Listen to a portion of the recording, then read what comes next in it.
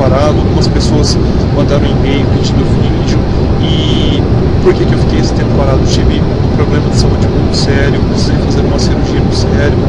Neste momento eu estou dentro de um avião retornando de viagem juntamente com a minha esposa da cidade de Campinas para o estado, que é o estado de Mato Grosso. Nesse vídeo especificamente vamos falar sobre o termo de erro estocástico, tá?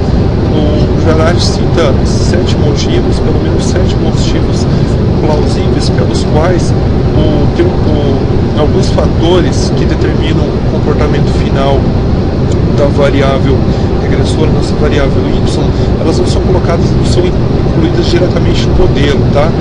E ele cita 7 motivos pelos quais, então, não inserimos essas variáveis, mas sim inserimos elas naquilo que ele chama de termo de erro aleatório ou termo de erro estocástico. E é sobre esta variável chamada termo de erro que nós vamos falar neste vídeo. Confira. Olá, sejam todos muito bem-vindos a mais uma videoaula de econometria. Estamos aqui dando continuidade ao capítulo 2 deste livro aqui, o livro do Gujarati, né, Damodar Gujarati, Econometria Básica. Neste vídeo, especificamente falando sobre um tópico que está lá na página 65, que é a respeito do significado do termo de erro estocástico, também chamado de termo de erro aleatório. O porquê que em um modelo econométrico, em uma equação de regressão linear, nós incluímos, então, após as variáveis explanatórias, este termo de erro, aquele U com o subscrito I, né, às vezes colocamos aquela letrinha que parece um U, às vezes colocamos um E minúsculo, um E maiúsculo, mas enfim, é o nosso termo de distúrbio estocástico, nosso termo de erro, que ele vai refletir diretamente aquelas variáveis que não figuram como variáveis explanatórias, que não aparecem como variáveis explanatórias no modelo, mas que, de uma certa forma, elas vão gerar um certo impacto no resultado final, que é aquele nosso y que queremos determinar, estimar, calcular, ver o resultado desse y. Enfim, e o Gujarati, ele explicita aqui 7 razões pelas quais não incluímos essas variáveis diretamente no modelo, e sim, no lugar delas, nós colocamos de uma forma resumida como termo de erro, tá? E a primeira dessas razões que o Gujarati elenca é o caráter vago da teoria, tá? Por mais que exista uma teoria que explique o comportamento de y, né? Isso quando há uma teoria explicando, essa teoria muitas vezes ela é vaga no sentido de que, olha, ele está dando um exemplo aqui do consumo familiar como uma função direta da variável renda. Então a renda neste modelo, em um modelo de regressão simples, seria y é igual a beta 0 mais xi. Esse xi como variável explanatória, ele explica o nosso y, porque nós estamos dizendo que o y, que é o nosso consumo familiar, digamos, mensal, é uma função da renda da família, da renda do chefe de família, enfim. Esse seria um modelo de regressão simples. Mas esse modelo de regressão simples, ele é um modelo, digamos assim, um tanto didático, apenas para entendermos, né, quem é iniciante na econometria, na estatística, entender como funciona. Mas na realidade, como estamos tratando com uma ciência social aplicada, nós estamos trabalhando com o comportamento humano, e nós sabemos que o comportamento humano ele é aleatório, ele muda, ele está mudando a todo momento, então ele não pode ser uma função única exclusivamente de apenas uma variável. Nesse exemplo aqui, como a renda, o consumo, ele está se dando diretamente, única e exclusivamente em função da renda? Claro que não. É por isso que nós trabalhamos com modelos de regressão múltipla, onde nós incluímos mais de uma variável explanatória, várias variáveis explanatórias. Então, nosso modelo seria y igual a beta 0, x1, mais x2, x3, enfim, várias variáveis explanatórias. Tá?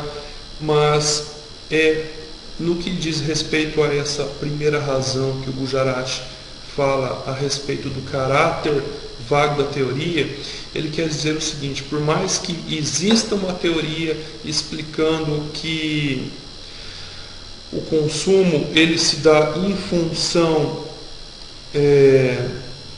da renda, essa teoria ela é incompleta. Mas por que essa teoria é incompleta? Ora, podemos muito bem afirmar categoricamente o seguinte: ora, é claro, é óbvio que, considerando-se tudo o mais constante, o aumento na renda familiar vai, é óbvio, implicar em um aumento no consumo familiar. Mas e quantas outras variáveis? Por exemplo, não é somente a renda, tá, que implica no aumento do consumo, mas podemos colocar fatores que não são diretamente observáveis, como, por exemplo, preferência do consumidor, também chamado de gostos, aqui incluindo também sexo, religião, grau de escolaridade, enfim, são tantas variáveis que a nossa teoria ela acaba não tendo todas as informações necessárias de forma tal que nós tenhamos condições de colocar aí todas as variáveis no nosso modelo. Então, essa é a primeira razão pela qual nós incluímos o termo de erro como um resumo de uma parcela das variáveis não tão significativas, mas que impactam no resultado final do nosso y estimado. Então, no primeiro momento, nós sabemos que a renda impacta no consumo, mas podemos não ter certeza dos outros fatores que impactam ou mesmo desconhecê-los. E aí é que está o caráter vago da teoria. A segunda razão é a indisponibilidade dos dados. Nem sempre temos todos os dados que necessitamos para incluir no nosso modelo econométrico. Quando nós formulamos o modelo, é interessante verificar isso. E na maioria das vezes não temos todas essas informações, todos esses dados.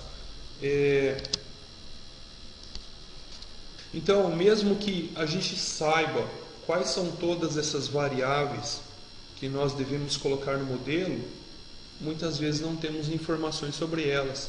Ao fazermos uma pesquisa, não encontramos informações quantitativas para essas variáveis explanatórias. E aí, como vamos colocar no modelo?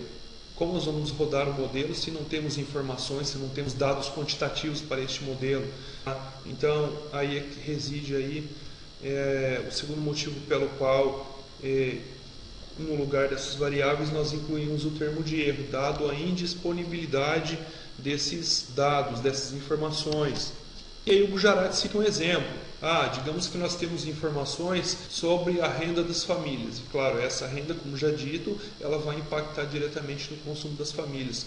Mas vamos supor que exista uma outra variável além da renda das famílias que também impacte no consumo, que é a chamada riqueza familiar. Muito bem, temos os dados, as informações quantitativas relativas ao orçamento, a renda familiar, mas não temos as informações relativas à riqueza das famílias. E aí, como que nós vamos colocar, como por exemplo, digamos, a variável explanatória x2 no nosso modelo, se nós não temos as informações quantitativas para x2? Tá? Nós sabemos que x2, que é a riqueza familiar, ela vai influenciar de uma certa maneira, nem que seja um pouquinho, mas ela vai exercer uma certa influência sobre o consumo familiar durante o mês, mas nós não temos informação para ela. Então, reside aí a chamada indisponibilidade dos dados. Aí, essa pequena mudança que a riqueza familiar ela vai gerar no consumo, claro que uma família mais abastada vai consumir muito mais que uma família um tanto menos abastada. Então, essa diferença, essa influência, nós jogamos lá no termo de erro aleatório, no termo de erro estocástico. Então, esse é o segundo motivo pelo qual nós incluímos o termo de erro na nossa regressão, no nosso modelo econométrico. Terceiro motivo, olha, o Gujarati cita aqui variáveis essenciais versus variáveis periféricas, também chamadas de secundárias. Ele deixa claro que essas, claro, ao ler aqui, entendemos isso, que variáveis essenciais, nesse exemplo que ele citou, por exemplo, qual é a variável essencial? É a renda. A renda é a primeira variável, a variável mais importante, a variável que mais impacta no consumo. Mas existem outras variáveis chamadas de variáveis secundárias, também chamadas de variáveis periféricas. Então, ele supõe que essas variáveis chamadas de secundárias ou periféricas, e aí ele coloca aqui como exemplo o número de filhos da família, que também, quanto maior for o número de filhos, mais essa família vai consumir, maior será o consumo, o Y estimado. Número de filhos, o gênero, ou seja, se as crianças são meninos ou se são meninas, religião, escolaridade. Religião e escolaridade também impactam no consumo, né? Aqui mesmo em minha cidade nós temos aqui temos algumas lojas que vendem artigos somente para pessoas que são evangélicas, outras lojas que vendem artigos somente para o público católico. Então a religião ela também vai impactar no consumo familiar. Ele cita aqui também a região geográfica, e aí eu coloco aqui, por exemplo, imagina, né, quem é lá do litoral, essa semana eu estava no Rio de Janeiro, né, na beira da praia, então consome-se muito mais coco do que quem mora aqui na minha região, uma região de interior. Então a região geográfica também vai impactar no consumo de um determinado bem, de um determinado item pelas famílias. Isso aí também já é um caráter também cultural, mas enfim, tudo influencia na variável final que estamos querendo determinar, que estamos querendo estimar, né, o nosso chamado Y estimado. Mas o interessante que ele coloca é o seguinte: se essas variáveis ditas periféricas ou secundárias, elas geram um efeito tão pequeno no consumo final, por que incluí-las então no modelo de regressão linear?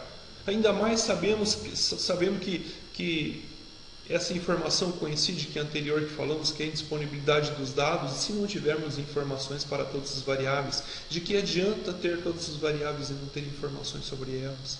Tá? Ainda mais que elas supondo ou sabendo-se, melhor ainda, que essas variáveis ditas secundárias ou periféricas exercem um efeito tão pequeno no nosso Y, na nossa variável estimada, por que então incluí-las no modelo de regressão linear? Por quê, né? Eu me recordo, na época do mestrado, eu tive uma pessoa que me deu algumas orientações à distância. Essa pessoa é o professor Humberto Ângelo, da Universidade Federal de Brasília, uma pessoa muito conceituada, eu tenho o maior respeito, o maior carinho por ele. E ele me fez uma pergunta, e naquele momento que ele me fez a pergunta, ele já me deu a resposta. Ele fez a seguinte pergunta: Ricardo, o que é um bom modelo? Um bom modelo econométrico? E em seguida ele respondeu: um bom modelo é um modelo que apresenta um bom ajuste. Aí eu falei: mas então eu vou ter que incluir aí um número máximo possível de variáveis que existem? Ele falou: claro que não, basta que o seu modelo apresente um bom ajuste. Se com 2 ou 3 ou 4 ou 5 variáveis o seu modelo apresenta um bom ajuste, por que inserir 8, 12, 15 variáveis? Tá? É um número muito grande de variáveis que elas vão exercer um efeito tão pequeno no resultado final, que daí vem então mais um motivo para incluirmos esse conjunto de variáveis ditas secundárias ou periféricas e jogá-las lá no nosso termo de erro aleatório. Quarta característica: caráter intrinsecamente aleatório do comportamento humano. Veja bem, não estamos aqui tratando de uma ciência exata, não estamos trabalhando com matemática, com química, com física, muito embora usamos dos recursos da matemática na estatística e na econometria também, mas a econometria ela lida com uma ciência chamada ciência social aplicada, tá? Não só uma, no caso da economia, utilizamos também nas ciências contábeis, na administração, na sociologia principalmente. E como estamos trabalhando com o comportamento humano, nós sabemos que ele é aleatório, nós sabemos que ele está a todo momento mudando. Então, por mais que tentamos que a gente consiga incluir todas as variáveis relevância do modelo, sempre haverá aquilo que o Jarate chama aqui de aleatoriedade intrínseca, ou seja, que diz respeito ao modelo. O modelo ele é aleatório, por isso que chamamos o termo de erro aleatório, que é a mesma coisa que estocástico, né? Então, sempre haverá algumas coisas ali no modelo econométrico relativas ao comportamento humano que o modelo matemático em si, em questão, ele não dá conta de explicar, a teoria não dá conta de explicar, tá? Então aí, por mais que a gente se esforce, a gente não vai conseguir. É mais um motivo, essa aleatoriedade intrínseca ao modelo é mais um motivo pelo qual utilizamos o termo de erro aleatório no nosso modelo de regressão linear, seja ela simples, que é algo assim até mesmo tópico, né? Eu disse desde o início do vídeo, utilizamos o modelo de regressão simples por questão puramente didática, mas os modelos que melhor refletem a realidade são modelos de regressão múltipla, ou seja, com mais de uma variável explanatória. Quinto motivo pelo qual o Jarate elenca aqui da importância de se colocar o termo de erro é que muitas vezes em modelos nós não temos necessariamente as variáveis que necessitamos, mas temos variáveis aproximadas, variáveis parecidas, e incorremos muitas vezes naquilo que se chama de erro de medição, quando então trabalhamos com variáveis que são pouco adequadas. Então aqui no livro ele cita um exemplo lá do Milton Friedman, por exemplo, que considera o consumo permanente das famílias como uma função da renda permanente das famílias. Mas não temos, raramente temos essas informações a respeito do consumo permanente e também da renda permanente. O consumo muda, a renda muda, tudo vai mudando com o tempo. Mas aí o que temos então são dados relativos ao consumo corrente e à renda corrente. Isso se nós procuramos na internet, site como por exemplo o IPEA-Data tem uma base de dados gigantesca e fantástica sobre essas informações, né? Consumo e renda permanente do país, corrente, tá? Aí é que tá, ele quer formular um modelo a respeito do consumo permanente em função da renda permanente, mas não tem esses dados, e aí ele utiliza informações do consumo corrente como sendo uma função da renda corrente. E as variáveis são parecidas, porém o parecido não é igual. Então, se não é igual, as informações elas já se divergem um pouco, são diferentes. Isso, é claro, vai gerar um y estimado diferente, um resultado diferente, tá? Nós temos aqui o problema do chamado erro de medição por estarmos utilizando uma variável proxy. O que é uma variável proxy? Uma variável que não é original, mas é uma variável parecida que incluímos lá no modelo. Então, ele afirma o seguinte: se existirem tais erros de medição, eles podem ter sérias implicações na estimativa dos coeficientes da regressão, os beta. Esses betas é aquilo que são os nossos coeficientes de inclinação da nossa reta, tá? A gente está inserindo uma variável diferente, tá?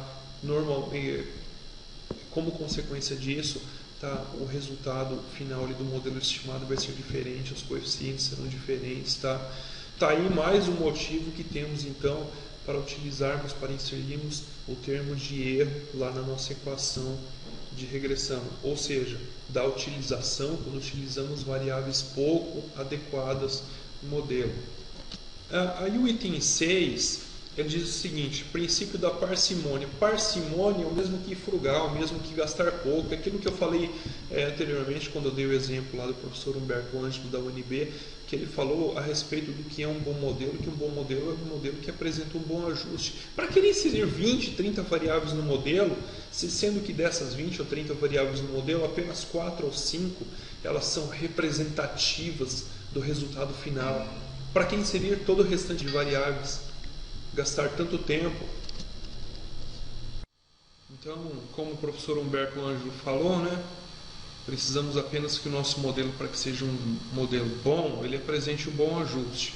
E para que o modelo apresente um bom ajuste, não é necessário necessariamente que a gente inclua diversas variáveis, mas as variáveis mais relevantes do modelo, essas sim nós não poderemos de forma alguma excluir. E a gente exclui aquelas que a gente joga lá no termo de erro, as variáveis que são pouco essenciais, que apresentam, ora, qualquer desses problemas antes comentados. Então, o sétimo motivo, ou razão pelo qual o Gujarat ele fala que nós...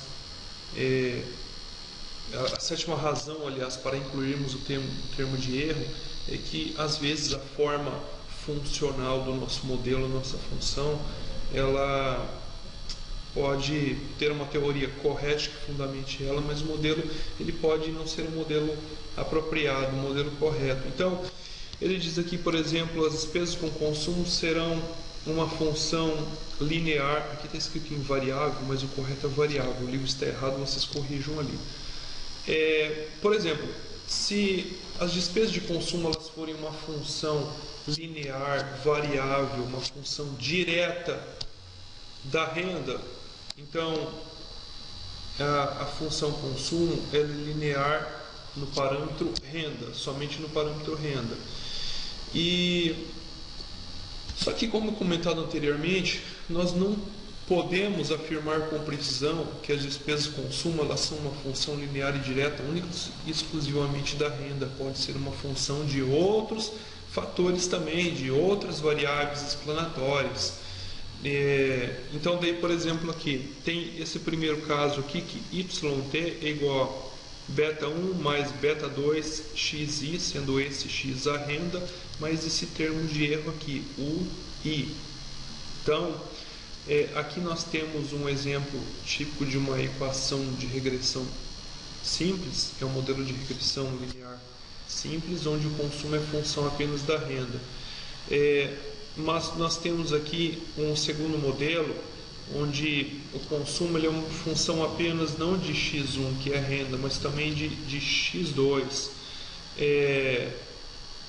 X2, inclusive, que está elevado ao quadrado. Então nós não sabemos, esse x2 ao quadrado, ele está querendo dizer o seguinte, que o consumo ele está variando não somente de acordo com a renda, mas ele varia também de acordo com esta outra variável x elevado ao quadrado, seria x2 ao quadrado. Mas como esse x2 está elevado ao quadrado, então y, que é o consumo, varia muito mais com esta variável do que com a variável renda propriamente dita. Então, às vezes ocorre o seguinte, de uma família ter o seu consumo elevado não em função da renda, mas em função de outras variáveis, mas nós não sabemos, nós não temos essa informação para aquela família, para aquele grupo familiar, que o seu consumo está se dando de uma forma não uniforme à renda, que ele varia muito mais com outra variável, mas nós pensamos que ele está variando mais com a renda, e daí nós aplicamos o primeiro modelo. Então nós estamos aplicando um modelo errado, nós estamos aplicando uma forma funcional errada para aquele modelo. E quando nós fazemos isso, seriamente estamos cometendo um erro grave. Teremos aí o problema de erros de medição do nosso modelo. Os nossos coeficientes, eles terão resultados diferentes, não é coincidentemente, mas consequentemente, o y final, y estimado, ele também terá um resultado muito diferente. Então está aí mais um motivo pela qual nós incluímos o termo de erro aleatório, também chamado de estocástico, na nossa equação de regressão, no nosso Ezinho, tá? Devido a que podemos incorrer no problema da forma funcional errada. Bom, eu espero que eu tenha esclarecido o que está descrito aqui na página 65 e também na página 66 do nosso maravilhoso livro. Não falta muito para encerrarmos esse capítulo, mas eu vou procurar dar continuidade com a realização de mais vídeos. Eu fiquei um tempo parado, como eu já disse, eu adoeci, eu tive que me deslocar para o Rio de Janeiro fazer uma cirurgia de hipófise. Agradeço aí aos amigos, aos colegas que têm assistido aos vídeos anteriores, que têm gostado, o colega Martim, que está fazendo doutorado em desenvolvimento lá em Toledo, Paraná, um grande abraço para ele. As demais pessoas também me enviaram um e-mail, tá? Eu peço aí que estejam compartilhando os vídeos, né, para que vocês estejam aí contribuindo com a divulgação do meu canal. Muito obrigado e até os próximos vídeos.